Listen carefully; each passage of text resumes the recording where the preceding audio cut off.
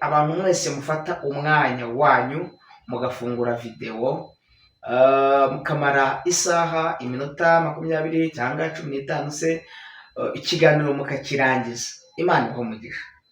Reka kandi nifurize buri munyarwanda wese ahaherereye. Hari abanyarwanda batuye mu bihugu by'ibwotamasimbi cyangwa se icyo twita mu ntara ya gatandatu, abo twita aba diaspora. Tugize ngo Imana ibahe umugisha kandi tubabwire ngo Imana iracyabakunda.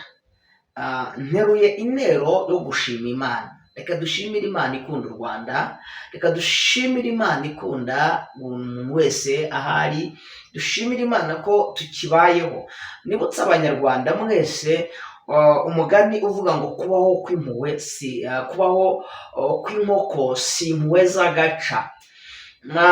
Kandi mbibutse ko Imana ubwayo iyaba atariyo irinda umudugudu, abarinzi babereye maso gusa. Niko ijambo ry'Imana ribivuga. Dushima Imana nk'abanyarwanda ko ibiduhiga n'ibidushaka bitabuze, ahubwo bisanga hari Imana ibana natwe, ikagenda idutabutsa imitego y'abagome, dusimbutsa imbaraga z'abanzi batwanga. Turashimira Imana nk'abanyarwanda ko tugihumeka. Nubwo shitani adashaka ko tubaho, nubwo abadayimoni n'abanzi bacu batatwifuriza ibyiza, ariko tubaye dushimiye Imana. Imana, turagushimiye ko udukunda, turagushimiye ko udukundira igihugu, turagushimiye ko turikundira abayobozi, ukaba uturindira abayobozi bacu guhera kuri Perezida wa Repubulika Paul Kagame, ukarinda inzego z'umutekano aho ziherereye. Turagushimiye tugushimiye ibintu byinshi, kandi by'umwihariko genda gushimira ikintu gikomeye, kuba nitwa umunyarwanda. Numva ari proud, numva bishimishije. Ubundi ijambo u Rwanda, izina u Rwanda biva ku nshinga yitwa kwanda. Kwanda ni iki? Mu kinyarwanda cyiza kwanda ni ukwaguka. Ekrave kuba umuntu yari mutoya ariko akagenda aba mwinshi. Umugabo wita Yabesi we ngo mama we muri Bibiliya Samweli, muri Samweli, igitabo cya Samweli niho habivuga ngo nyina wa Samweli yamubyaranye agahinda. Ariko Samweli uyu muhungu bita Yabesi ngo akivuka ngo asaba Imana, arasenga yinginga Imana avuga ngo Mana, undinde ibyago n'amakuba ntibimbabaze, kandi ikindi ngusabye unyagurire imbago. Mu yandi magambo yaravuze ngo nubwo ari mutoya, akaba ntashinge nta rugero, akaba agaragara mu bandi ko adashoboye, ariko Imana izamuha umugisha imwagurire imbago. Turashimira Imana. Iki gihugu cyacu pe kiri hagati y'ibindi bihugu, kandi murabizi ko twebwe turi batoya. Igihugu cyacu ntabwo ngiye kuvuga nka ba bandi, ariko rwose ku ruhando mpuzamahanga igihugu cyacu ntabwo ari kinini cyane, ntabwo kimeze nk'ibyo bihugu bizeyo mu mahanga nka za Congo, nk'ibindi bihugu bitandukanye. Ariko nubwo turi bato, nubwo turi bato cyangwa tutari banini cyane ngo tube dufite superficie nini, ubunini bigendanye n'ingano y'ibindi bihugu, ariko ntacyo, uko biri Imana yacu yo iturimo ni ngari. Ni nayo mpamvu ubona Imana igenda itubeshaho, ibitwiga n'ibitwanga, ugasanga Imana ibiturenza inshuro nyinshi. Dushimira Imana rero ko Imana kandi yagiye itwagura. Ndashimira Imana. Hari ikintu njya ntekereza cyiza, iyo ndeba izina u Rwanda rufite ku ruhando mpuzamahanga, numva bindyoheye, numva ndushijeho kunezerwa. Kubera iki? Shimira Imana. Umunyarwanda yaravuze ngo yirirwa ahandi igataha mu Rwanda.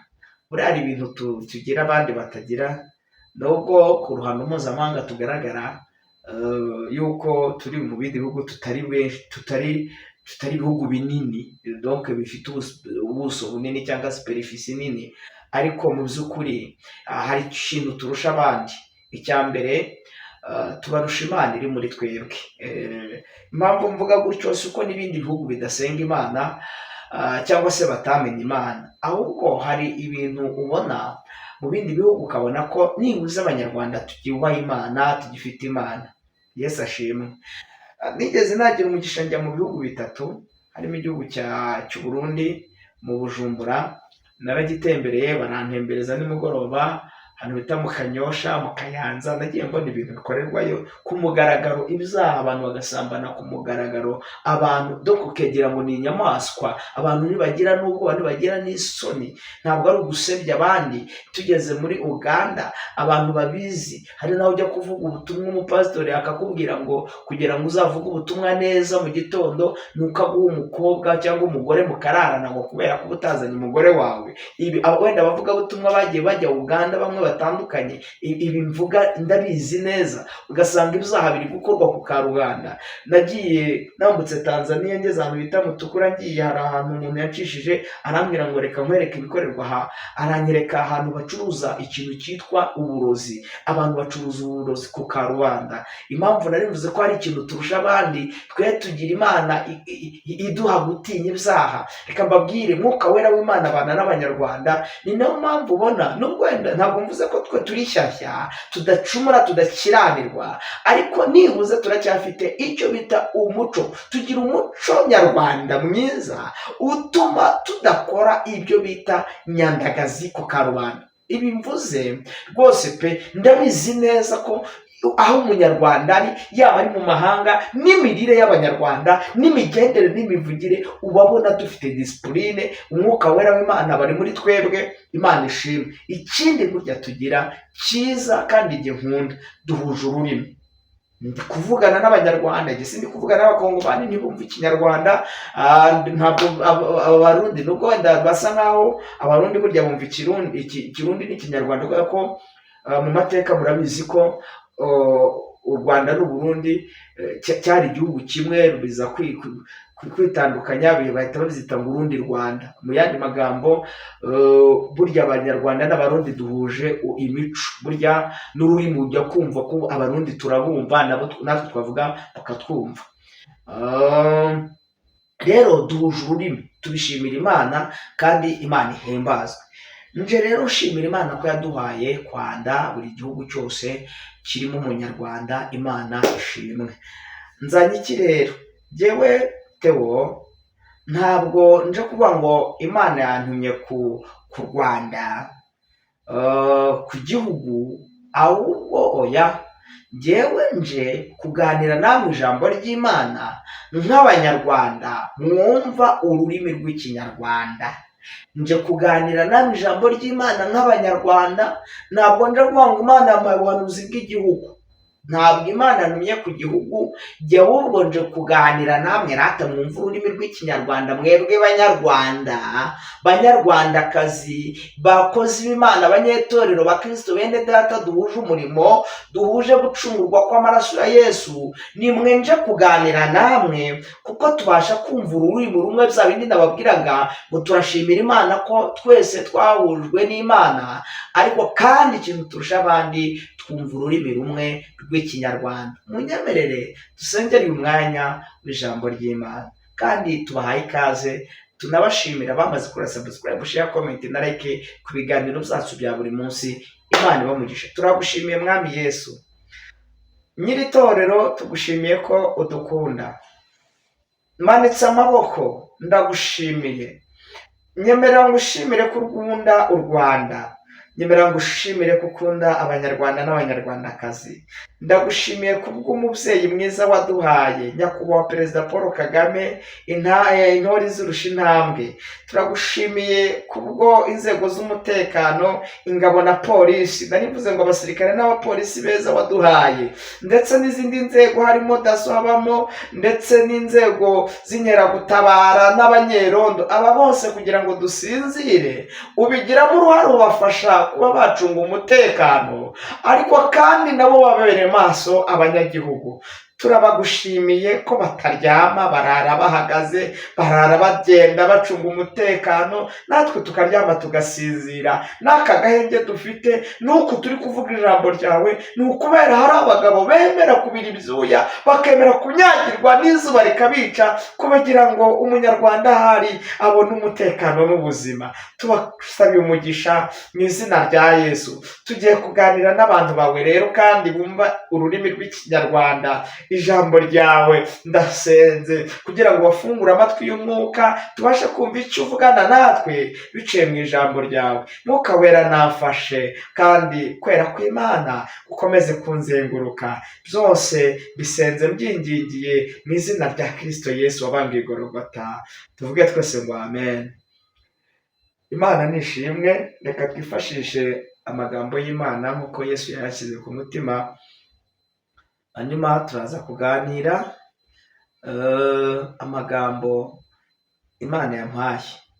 Ariko tutarasoma, reka mbanze mvuge intego y'ijambo ry'Imana cyangwa umutwe w'ijambo. Mu gifaransa bavuga ngo ni teme. Reka tuvugeho. Ndi mu bihe byiza byo gusenga, nagize yishurirwa, reka mvuge ko ari yishurirwa mu bwenge bw'Imana. Imana mu bwenge hishurirwa ijambo ry'Imana. Ntabwo mvuze ngo nareretswe ngo Imana yaranyeretse, oya, nagize yishurirwa n'ijambo ry'Imana. Iyo uri gusoma rero hari igihe uhishurirwa ijambo ry'Imana, mpishurirwa amagambo y'Imana. Imana kubw'umwuka wera yampaye, umwuka aranganiriza. Ntabwo mvuze ngo ngiye kubabwira ibyo neretswe, oya, ngiye kubabwira hamwe no gusoma Bibiliya n'Imana ikamfasha ikampa ubwenge nkasobanukirwa n'ibyo nsomye. Imana ivugana nanjye mu buryo bw'ijambo ryayo, hanyuma numva umutima wanjye unyemeza ko twaganira n'abantu bakunda igihugu, n'abantu bari mu gihugu n'abari hanze yacyo, ariko bumva ururimi rw'Ikinyarwanda. Ubuhanuzi rero bwihutirwa bw'Abanyarwanda cyangwa bw'abumva ururimi rw'Ikinyarwanda buri muri iri jambo ry'Imana. Ntabwo ngiye kuvuga ngo byacitse nka babandi ku mbuga nkoranyambaga, oya, ahubwo rata nkuzaniye ijambo riri mu bwenge bw'Imana. Imana numvise iganiriza umutima wanjye, irambwira ngo aya magambo uzayumva akayumvira, nzabana nawe. Uzumvira ijambo akaryumvira akariha agaciro, Imana izabana nawe. Twifashishe Bibiliya twumve icyo Imana avuganye nanjye, kugira ngo namwe ntibagezeho biciye mu ijambo ryayo. Igitabo cy'Abalewi, some ijambo ry'Imana dusanga mu Balewi igice cyaho cya 26, duhere umurongo wa 3 turaza kugeza ku murongo waho wa 7, tuze gusimbuka dusoma umurongo wa 14 tugeze kuri 22. Twumve ibyo Imana itubwira. Bibiliya iravuze ngo ibyo Imana isezeranya Abisirayeli nibayumvira. Ndashaka kubaganiriza, ariko ntabwo ngiye kuganira n'Abisirayeli, oya, ibyo Imana ahubwo isezeranya Abanyarwanda, kuko aka kanya Abisirayeli ntabwo bumva Ikinyarwanda. Ntabwo ngiye guhindura Bibiliya, ariko twumvikane bavandimwe. Nge ndi kuganira n'Abanyarwanda, sindi kuganira n'Abisirayeli. Amen. Bibiliya iravuze ngo nimuhora mwumvira amategeko yanjye, mukitondera ibyo nategetse, mukabyumvira, nzajya mbavubira imvura mu bihe byayo, ubutaka buzajya bwera imyaka yabwo. Haleluya. Ibiti byo mu mirima bizajya byera imbuto zabyo, ihura ryanyu rizageza mu isarura. Imana nishimwe. Rizageza mu isarura ry'inzabibu, iryo sarura rizageza mu ibibu. Muzajya murya ibyo kurya byanyu muhage, mube mu gihugu cyanyu amahoro. 6. Bibiliya iravuze ngo kandi nzaha igihugu kugira amahoro. Imana nishimwe. Muzaryama ari ntawe bateye ubwoba. Amina. Kandi muzamaraho inyamaswa z'inkazi. Ijambo ryaryoheye rikaryohera rikankirigita, ryavuze ngo kandi inkota ntizanyura mu gihugu cyanyu. Muzirukana ababisha banyu, bagushirizwe n'inkota imbere yanyu, muvuge ngo amen. Simbuke umurongo wa 14 kugera kuri 22. Ndaba ndangije gusoma, tuganire icyo Yesu yashyize ku mutima. Bibiliya iravuze ngo ariko nimutanyumvira ntimwitondere ayo mategeko yanjye yose, kandi nimwanga amategeko yanjye, imitima yanyu ikanga amateka yanjye urunuka, bigatuma mutitondera amategeko yanjye yose, ahubwo mukica isezerano ryanjye, nanjye nzabagenza ntya. Mwami Yesu Kristo, nzategeka ibiteye ubwoba ko bibatera, urusogobero n'ubuganga bizabamaramo amaso, byonze imitima yanyu muzabibira ubusa, kuko ababisha banyu ari bo bazabirya. Mana niturengere, ari bo bazagira gute? Bazabirya. Kandi nzahoza igitsure cyanjye kuri mwe, muzaneshwa n'ababisha banyu, muzatwarwa n'abanzi banyu, muzahunga ari ntawe ubirukankana. 18. Ibyo nibidatuma munyumvira, nzongera 7 kubahanira ibyaha byanyu, nzacogoza kwihimbaza mwihimbarisha amaboko yanyu, nzahindura ijuru ry'iwanyu nk'icyuma n'ubutaka bwanyu nk'imiringa, amaboko yanyu azapfa ubusa Abanyarwanda, kuko ubutaka bwanyu butazeza imyaka yabwo, ibiti byo mu gihugu bitazera imbuto zabyo. 21. Kandi nimukomeza kunyuranya nanjye mukanga kunyumvira, nzongera 7 kandi kubateza ibyago bihwanye n'ibyaha byanyu, nzategeka inyamaswa zo mu ishyamba zitanyagure abana banyu, zirimbura amatungo yanyu, zibatubye inzira zanyu zisibe. Munyemere dukomeze tuze kugeza ku 25 ntacyo. Ibyo nibidatuma mwihana mugahindukira, ahubwo mugakomeza kunyuranya nanjye, nuko nanjye nzanyuranya namwe, kandi ubwanjye nzabakubita 7 mbahora ibyaha byanyu, nzabaterereza inkota ibahore kwica isezerano ryanjye, muteranizwe mu midugudu yanyu, maze mboherezemo mugiga, mugabizwe ababisha banyu. Imana nitutabare, nyirihumure nadutabare, Imana nitugenderere. Nyamara nababwiye ngo amagambo afite intego, ibintu byose burya bitagira intego ntacyo biba bimaze. Nari nagiye kubabwira mu kanya mbabwira ngo amagambo afite intego. Ubundi ndi gusenga nagize umugisha, ariko n'ubwenge bw'Imana n'umwuka wera w'Imana nzaho cyane. Ndashimira Imana duhaye ubwenge. Muri ibyo bintu Imana yavuganye nanjye mu mutima wanjye, harimo ijambo rivuze ngo umugisha. Intego iravuze ngo umugisha utewe no kumvira Imana n'ibyago bitewe no kutumvira Imana.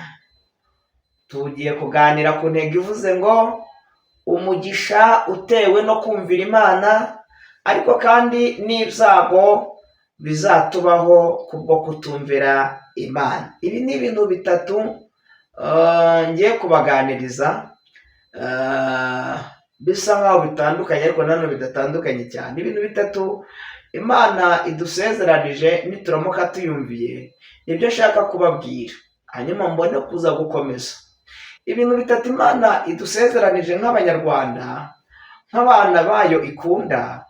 Icya mbere iravuze ngo tuzagira icyo bita uburumbuke, prosperite.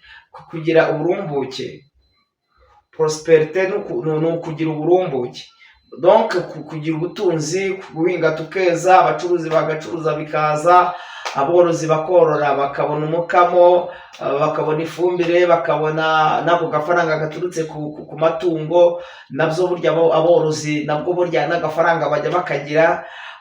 buri muntu wese mu kazi ke azajya akora, abanyeshuri bakiga neza, donc igihugu kikagira umugisha uturutse, cyangwa se tukabona icyo bita umwimbo uturutse mu kumvira Imana. Ibi Imana yabidushezeranije ivuga ngo ni ukuri ndirahiye, nimunyumvira banyarwanda, nimunyumvira, ndafashijwe, nimunyumvira, nimunyumvira, nimuramuka munyumviye gusa, aho umunyarwanda wese ari, yaba ari muri Amerika, yaba ari muri Australia, yaba ari muri Madagascar, donc mu birwa bya Maurice, za Seychelles, buri hantu hose umunyarwanda azaba ari, yaba muri Ukraine, yaba ari muri Russia, ahantu hose umunyarwanda azaba akandagiye, hari abari muri Denmark, hari abari muri Cuba, hari abari muri Kuwait, hari abari muri Norvège, hari abari muri Britani, buri hantu hose umunyarwanda azaba ari, tugize umuco wo kumvira Imana. Iravuze ngo nzagerageza kubaha umugisha, bazagira ikintu cya mbere, bazabona umwero wo kuri buri kimwe cyose bazajya bakora. Icyo ni icya mbere. Cya kabiri, ntabwo umunyarwanda azigera aterwa ubwoba n'ababisha. Nibashaka bahaguruke gute, Amerika nishaka ihaguruke, Uburayi nibushaka buhaguruke, Kongo ihaguruke, Abarundi bahaguruke, Abatanzania bahaguruke, buri gihugu cyose gishobora kumva, gishobora kwipima ngo gitere u Rwanda, bazabikora. Niba nabitekereza ubwabo ntibashobora kuzabishobora, kubera ko Imana izaba yaramaze kuza kuturinda. Kubw'umugisha Imana yaduhaye nuko twumviye Imana, ntabwo ibihugu byose bizahagurukira u Rwanda bizarushobora, kubwo twumviye Imana. Yesu ashimwe. Kubwo kumvira Imana bizatuma tunesha ababisha bacu. Niba nagerageza gushaka kuturwanya, hakabaho gushyamirana, ntibazatunesha, kuko twumviye Imana, twagiye dukiranukira Uwiteka. Icya gatatu, ikintu cyitwa ibyorezo. Imana izaturinda ibyorezo. Imana ifite gahunda nziza yo kurinda igihugu ibyorezo. Nihashaka hazaza inzara yitwa Rumanurimbaba, yabayeho, ariko ishaka ihanagaruka, simbizi ibyo Imana yaterereza. Nihashaka hazaza inzigezo n'igihugu, ariko nta nzara izaba mu gihugu rwose, ntayo. Hari ahantu natangaye, Bibiliya yatubwiye ku murongo wa 6 ngo kandi nzaha igihugu kugira amahoro. Naryohewe cyane. Ikindi, nta nkota izanyura mu gihugu cyacu, kubera kumvira Imana. Mana, turagushimiye, ukomeze udushoboze tukumvire rwose, ushimwe. Kandi ndabizi neza ko ibi ubigambiriye. Turashimira Imana igambiriye kugirira neza u Rwanda. Imana ishimwe, Imana ishimwe ko igambiriye kutugirira neza. Kandi ibizorezo yavuze ijambo rikomeye, ngo nzabaterereza ibyago nibaramuka batanyumviye, ariko ntabwo izabiduterereza nituramuka tuyumviye. Yavuze ngo ntabwo inzara na mugiga nabibaterereza kuko banyumviye. Yesu ashimwe. Nshuti bavandimwe, banyarwanda, banyarwandakazi, muntu ukunda Bigerezo TV, bantu bakunda Theoneste, muntu mbonye ibi ndabivuze, mpanuriye abanyarwanda, mpanuriye muri rusange, aho umuntu wese wumva ururimi rw'ikinyarwanda ari, narinzanye ubuhanuzi bukomeye buvuga ngo tushimire Imana ko itubereye maso kuri buri kimwe. Yavuze ngo kandi nzajya ngusha imvura, ibiti byo mu mirima bizajya byera umwero wabyo. Mu yandi magambo, nabibumbiye hamwe mu bintu bitatu: kuzajya tugira umurumbuke, kudatinya ababisha bacu, inkota Imana yayirukanye mu gihugu, yavuze ko nta nkota izaca mu gihugu cyacu. Ariko kandi icya gatatu, iratubwiye ngo n'ibyo byorezo nihashaka hazaza inzara imeze ite, n'izo za mugiga na za mburugu na za magpaga na za covid, ibyo byose Imana iravuze ngo izajya ibiturinda nitugira umuco mwiza wo kumvira Imana, tukumva amateka n'amategeko y'Uwiteka, tukabyumvira ntitunyuranye n'icyo Imana idusaba nk'abanyarwanda, tugatinya icyaha n'igisa nacyo. Hanyuma tuganire, soze kugira ngo dufate umwanya wo gusengera igihugu. Numvise nshaka ko nza gusengera igihugu cyane. kubera impamvu imwe, ni uko abanyarwanda benshi ubu benshi muri bo kubera iri koranabuhanga ryaje, shitani yamaze kutwadukira, ari kudutera ikintu cyitwa ubwoba. Abanyarwanda bafite ubwoba, uri kureba ibintu biri kubera za Uvira muri Kongo, bari kureba ibintu bitandukanye ngo mu Burundi, ibiti byose namwe murabizi. Abanyarwanda batangiye kugira ubwoba. Hari n'ubuhanuzi maze kureba umukecuru kubwira abantu ngo ntibahunga. Barahunga iki? Habaye iki? Barahunga iki ko? Kimwe mu bintu bigaragaza umuntu utizera Imana, aba umunyabwoba kaje kose adatinya. Barahunga iki se ko nta ntambara ihari, kandi ko Imana ivuganye natwe ko nta nkota izaca mu gihugu? Imana ko itubereye maso. Niki gitumye abantu bari kugira ubwoba? Izi social media, bantu mukurikira imbuga nkoranyambaga, nyamara nimusenge Imana ibakore ku maso. Ibivuzwe byose ntabwo biba ari ukuri. Hari n'abaza baje gushaka kwangiza abantu gusa, batera ubwoba abantu, baca abantu intege kugira ngo abantu badashaka iterambere, kugira ngo erega abanzi bawe ntabwo bakwifuriza ko watera imbere. Uko ubona dukunzwe ku isi, ngira rero mwarabibonye, habaho irushanwa mpuzamahanga ry'amagare. Ni ukuri Imana yakoze ikintu gikomeye ku ruhando mpuzamahanga. U Rwanda rurazamuka, ruranda cyane, noneho ibinyamakuru mpuzamahanga birandika, twesheje imihigo. Tubishimira Imana n'ubuyobozi bwiza dufite. Umubyeyi wacu nyakubahwa Perezida wa Repubulika Paul Kagame, ndetse na komite yose cyangwa se icyo bita guverinoma yose, kabineti, abo bakorana bose, ndetse guhera ku nzego zo hasi kuzamura, yaba burya abayobozi b'umudugudu, inzego zose zihera ku mudugudu kugera hejuru. Mwese Imana ijye ibamugisha kandi ikomeza ibashyigikira, ibarinde.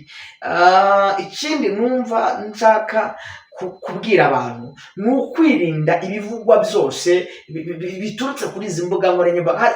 Harimo n'abantu nyine batwangira igikundiro Imana twihereye, ukaba izina u Rwanda kuko batiyumvisha buryo ki Abanyarwanda ni igihugu gitoya, gifite ubuso butoya, kidakora ku nyanja, ariko se kimenyekana gute?